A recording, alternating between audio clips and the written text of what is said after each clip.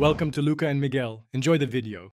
You start by confirming your iPhone meets requirements and updating iOS. This avoids compatibility errors. Once done, enable Bluetooth, Wi-Fi, and location so the phone can discover the watch. Make sure the watch is powered on and displaying the pairing animation. This is the only way the automatic pairing process begins. Open the Watch app on the iPhone now and prepare to follow the on-screen pairing guide. Do not skip granting required permission. You will hold the iPhone camera over the animated pattern until the Watch app confirms pairing. This optical method securely exchanges pairing keys.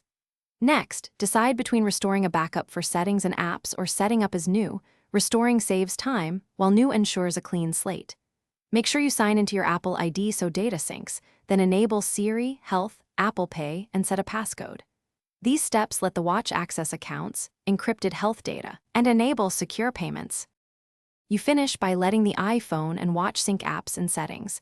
Keep them near each other and plugged in if the transfer is large. If you have a cellular Series 9, enable cellular in the Watch app and follow carrier prompts to add the watch to your plan. This gives you untethered connectivity. If something goes wrong, a reliable first fix is to restart both devices, toggle Bluetooth, then repeat the pairing steps. This clears transient radio or software glitches and usually resolves failures.